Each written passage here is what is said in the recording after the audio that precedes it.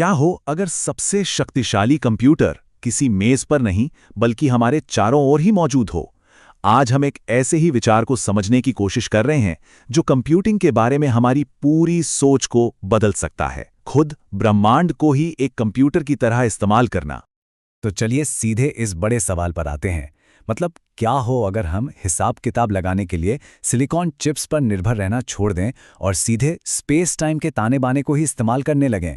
हाँ, ये एक बहुत ही दाहाड़ विचार है, पर इसके पीछे का विज्ञान भी काफी हैरान कर देने वाला है। देखिए, समस्या ये है कि एआई की भूख कंप्यूटिंग पावर के लिए वो तो बढ़ती ही जा रही है ना? और हमारे जो क्लासिकल कंप्यूटर हैं, फोन से लेके सुपर कंप्यूटर तक, वो अब अपनी सीमा तक पहुंच रहे हैं। हम ट्रांजिस्टर को और कितना छोटा करेंगे? एक पॉइंट के बाद तो क्वांटम इफेक्ट्स आने लगते हैं।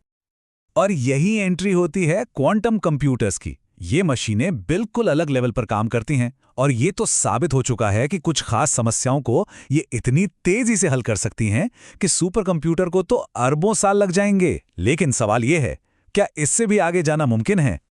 तो चलिए इस वाइल्ड परिकल्पना को समझने के लिए पहले उसकी नींव को समझते हैं। और ये नींव ऐसी है ना, जो सुनने में तो साइंस फिक्शन लगेगी, पर है 100% असली विज्ञान, क्वांटम फिजिक्स। ये विचार खाली जगह यानी एम्प्टी स्पेस के बारे में हमारी पूरी सोच को ही पलट देता है। जिसे हम खाली समझते हैं, क्वांटम फिजिक्स कहती है कि वो असल में बिल्कुल भी खाली है ही नहीं। तो आखिर ये क्वांटम वैक्यूम है क्या चीज? ये किसी भी फील्ड की सबसे कम ऊर्जा वाली अवस्था है, पर इसका मतलब ये नहीं कि ये शांत है, बिल्कुल नहीं। इसमें लगातार वर्चुअल पार्टिकल्स के जोड़े बन रहे हैं, मिट रहे हैं, पल भर के लिए। यहां हिग्स फील्ड जैसी चीजें हैं जो पार्टिकल्स को मास देती हैं। मतलब ये एक काफी हलचल वाली जगह है। और जब वैज्ञानिक इस वैक्यूम को सिमुलेट करते हैं ना, तो उन्हें कोई सपाट उबाऊ चीज नहीं मिलती। उन्हें मिलती है एक अजीब सी ढेलेदार बनावट, बिल्कुल एक लावा लैंप की तरह। एनर्जी फील्ड्स का एक लावा लैंप।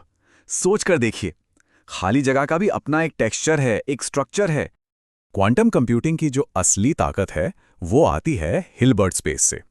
इसको समझने के लिए एक बहुत बड़ी लाइब्रेरी की कल्पना कीजिए। जब भी हम एक नया क्यूबिट जोड़ते हैं तो हम उस लाइब्रेरी में एक और किताब नहीं रख रहे, बल्कि हम उस लाइब्रेरी के डायमेंशन को ही डबल कर रहे हैं। हर एक क्यूबिट के साथ स्पेस तेजी से बढ़ता जाता है। इस तेज बढ़त का पैमाना समझना है तो इस नंबर को देखिए, 300। सुनने में तो काफी छोटा लगता है ना? पर क्वांटम दुनिया में ये नंबर सब कुछ बदल देता है। सिर्फ 300 आदर्श क्यूबिट से इतनी अवस्थाओं को दर्शाया जा सकता है जितने इस पूरे ब्रह्मांड में एटम भी नहीं है। दोबारा सोचिए इसके बारे में, सिर्फ 300। यही है क्वांटम दुनिया की अविश्वसनीय ताकत। ठीक है, तो विज्ञान की नींव तैयार हो गई। अब तैयार हो जाइए उस छलांग के लिए जो इस असली विज्ञान को एक बहुत ही वाइल्ड भविष्य की परिकल्पना से जोड़ती है। अब हम जा रहे हैं ज्ञात विज्ञान से क्या होगा अगर की दुनिया में। तो परिकल्पना यह है कि क्या हो अगर हम किसी समस्या को, किसी जानकारी को एक डेटा बॉल में एनकोड करें और उसे भेज दें क्वांटम वैक्यूम के सफर पर। विचार यह है कि जैसे जैसे ये बॉल यात्रा करेगी, वैक्यूम खुद ही उसके लिए कंप्यूटेशन कर देगा। तो ये काम करेगा कैसे? पहला कदम, समस्या को एक क्वांटम डेटा बॉल में एनकोड किया जाता है। दूसरा कदम, इस बॉल को वैक्यूम के जरिए और शायद अतिरिक्त आयामों के जरिए भी आगे भेजा जाता है, लगभग प्रकाश की गति पर। तीसरा कदम, अपने सफर में ये वैक्यूम के एनर्जी फील्ड से इंटरैक्ट करती है, और यही इंटरैक्शन असल में कंप्यूटेशन है। ये फील्ड्स लॉजिक गेट्स की तरह काम करते हैं। और आखिर में चौथा कदम, जब बॉल अपनी अंतिम अवस्था में पहुंचती है, तो वही अवस्था उस समस्या का समाधान होता है। सुनने में तो कमाल का आइडिया लगता है ना? पर क्या ये फिजिक्स के नियमों के हिसाब से मुमकिन भी है? अब समय है एक रियलिटी चेक का। आइए देखते हैं कि कहाँ विज्ञान खत्म होता है और कहाँ से कल्पना शुरू होती है। तो यहाँ हम विज्ञान और अटकलों को अलग अलग करते हैं। एक तरफ है वो जो फिजिक्स पर आधारित है, क्वांटम वैक्यूम में उतार चढ़ाव असली हैं, हिल्बर्ट स्पेस का तेजी से बढ़ता संसाधन भी असली है, और क्वांटम स्पीड अप भी कुछ समस्याओं के लिए साबित हो चुका है। और दूसरी तरफ है कल्पना की छलांग। ये मान लेना कि हम एक डेटा पार्टिकल बना सकते हैं जो आयामों के बीच कूद सके, या ये मान लेना कि रैंडम वैक्यूम उतार चढ़ाव को हम लॉजिक गेट्स की तरह इस्तेमाल कर सकते हैं। और सबसे बड़ी बात, जानकारी का प्रकाश से भी तेज सफर करना। और इन कल्पनाओं के सामने तीन बहुत बड़ी दीवारें खड़ी हैं। पहली, रिलेटिविटी, आइंस्टाइन ने साफ कहा है, हमारे स्पेस टाइम में कोई भी जानकारी प्रकाश की गति से तेज यात्रा नहीं कर सकती। बस दूसरी, ऊर्जा।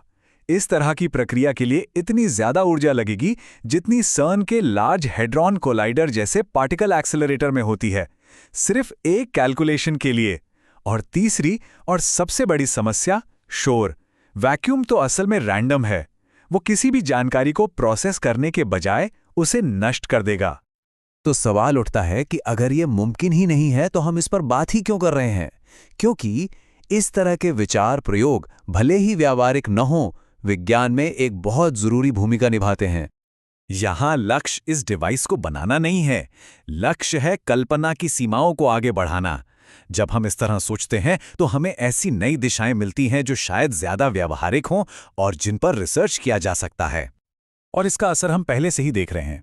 ये विचार नए एआई आर्किटेक्चर को प्रेरित कर रहा है, जिसमें जानकारी तरंगों की तरह बहती है। ये क्वांटम रिजर्वोयर कंप्यूटिंग जैसी फील्ड्स में रिसर्च को बढ़ावा दे रहा है। और सबसे जरूरी, ये हमें बेहतर क्वांटम सिमुलेटर्स बनाने के लिए प्रेरित कर रहा है, जिनके जरिए हम ऐसी थ्योरीज को टेस्ट कर सकते हैं बिना कोई असंभव मशीन बनाए। आखिरकार इस तरह के विचारों का मूल्य इस बात में है कि ये हमें साफ साफ दिखाते हैं कि हम क्या जानते हैं और हम क्या सिर्फ कल्पना कर रहे हैं। यह विज्ञान और विज्ञान कथा के बीच एक रेखा खींचने में मदद करता है, और ये अपने आप में एक बहुत शक्तिशाली बौद्धिक उपकरण है। विज्ञान का इतिहास ऐसे विचारों से भरा पड़ा है जो कभी असंभव लगते थे। तो कौन जानता है, शायद कल कोई ऐसी खोज हो जाए जो वास्तविकता के बारे में हमारी समझ को ही बदल दे और हमें उन तरीकों से गणना करने की शक्ति दे जिनके बारे में आज हम सिर्फ सपने देख सकते हैं।